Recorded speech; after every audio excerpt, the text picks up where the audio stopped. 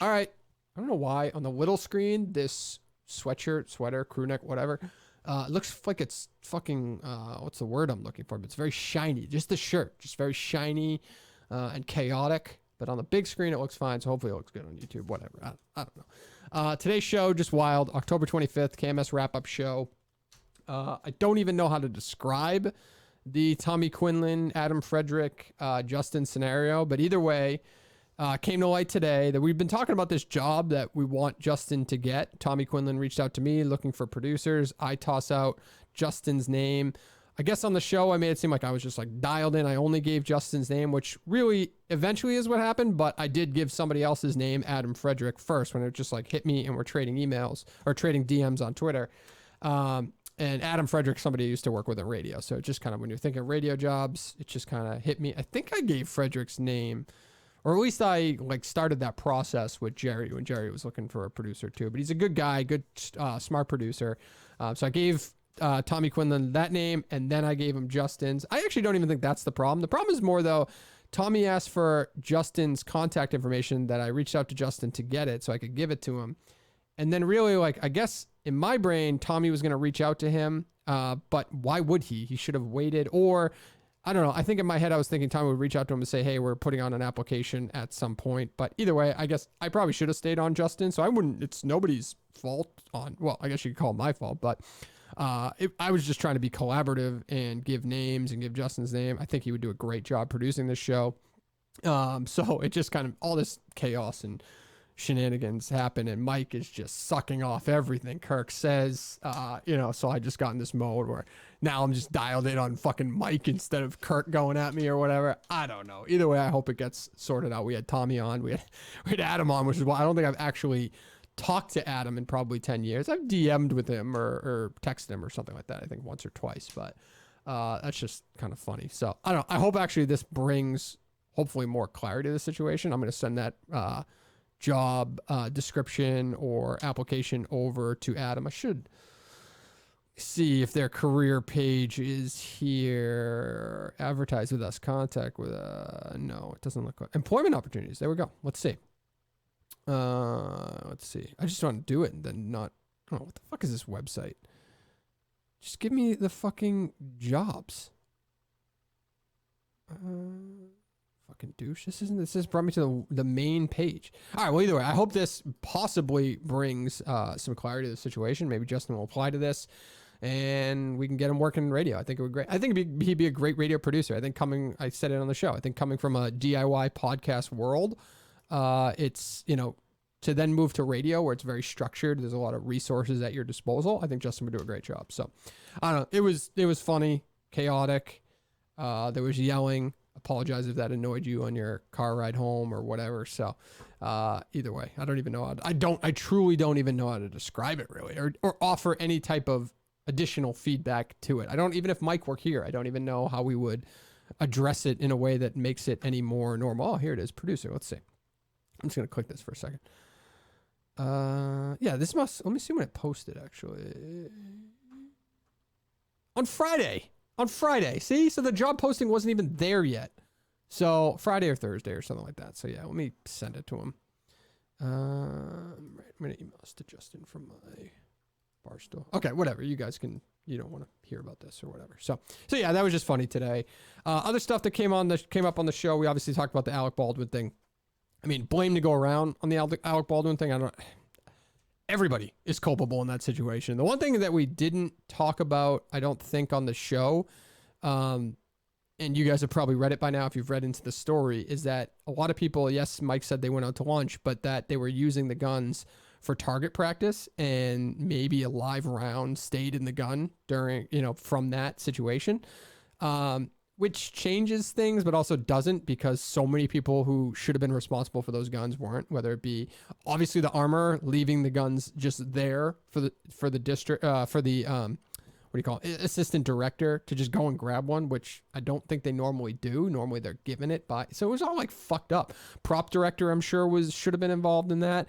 The Alec Baldwin, I would think as an actor, I would think saying cold gun isn't enough.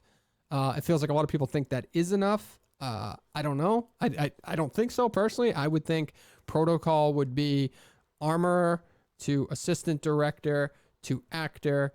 Actor sees that there's nothing in the gun. Actor sees that their assistant director is placing live rounds, or the armor is placing live rounds into the gun. Like, I would think that would be the process. I don't know. Could be totally wrong on that. But then again, why are guns unattended unless you wanted them to be taken by the... It's so fucked up. Just so, like, totally fucked up, and a life lost because of it, which is just such a shame. And this just like entered my brain as I'm talking about it. I almost wonder too if he was practicing a scene, anyone involved in the operation around that practice of the scene probably has some kind of responsibility as well. As sad as that is to say, I would just think they would want to be sure that that's not. So I don't know.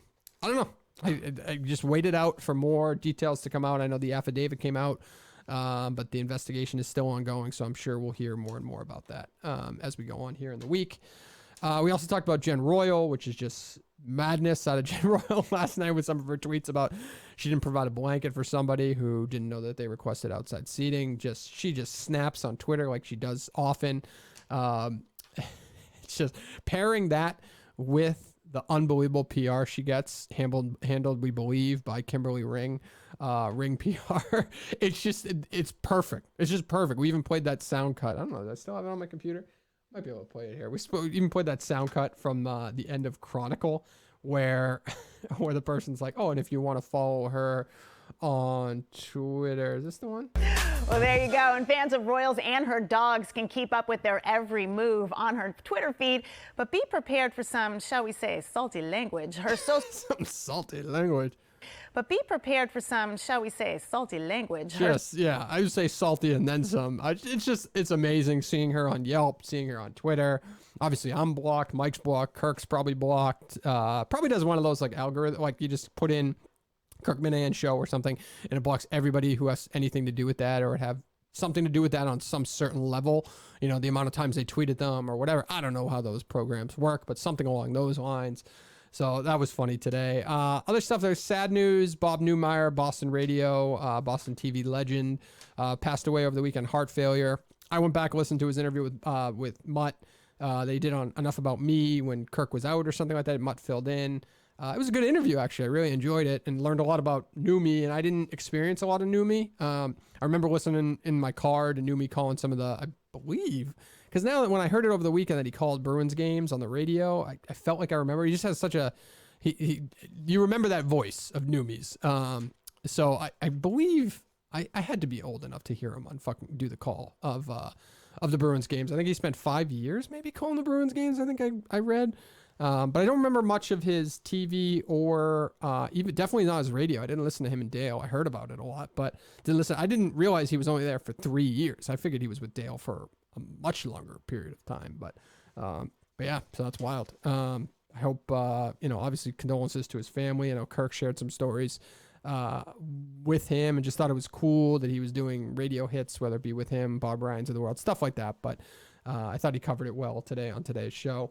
Other stuff that shouldn't go unnoticed because of all the Justin, Tommy, Adam stuff is the start of this show. The way that we discuss shitting your pants and almost making it seem like it's a common thing. It's not that common, though I will give him credit. I mean, he runs every day. Obviously, if he runs every day for a certain, what do you say, 22 years or something like that? Like, you're going to shit your pants a good amount. So I guess 3 is probably a good number for his scenario. I told a story about how a buddy of mine growing up and all the way through college, I've been with him when he shit his pants 3 times, which is, and that's worse because there's 3 different scenarios to that, which is 1 was golfing. So kind of get that, but it's, it shouldn't happen. 2 was playing street hockey. That was disgusting. He's shitting his pants and then he basically like stepped in it, but didn't know it. So then we're playing. And when when I was like, he stole it from me or something. So now I'm forechecking. I can see it on the back of his leg. It was fucking disgusting. And then going to BC for their first, I think it was the Thursday night football game against Virginia Tech. First Thursday night game as part of the ACC.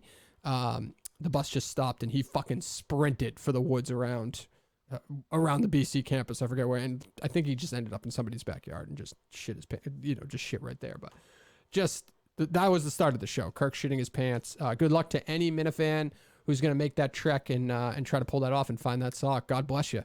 God bless you. Because, it's going to be a tough find one. I wish maybe Kirk over the week can give some better coordinates and maybe some more details. I tried to compare it to geocaching, but yeah, maybe we can give some more details. I know Tim and Canton's probably already on the hunt for that sock, which is fucking disgusting. So yeah, a lot going on today. Aptly titled Adam Frederick, who's just as confused as I am today. Good guy though. Good guy. Very. If you guys are looking for radio producers or producers in general, he's out of the business, but he's talented. So, what else? That's all. All right. We'll talk to you guys on Wednesday. Normal schedule this week. I think someone tweeted that to me this morning. I didn't get back to him. Normal schedule Monday, Wednesday, Friday. So Mike, Chris. Got to see what happens as the baseball season winds down. Just with Jared Carabas making his return to the Kirk Minahan show. We'll see how the schedule plays out there. Besides that, we are out of here. We'll see you on Wednesday. Bye.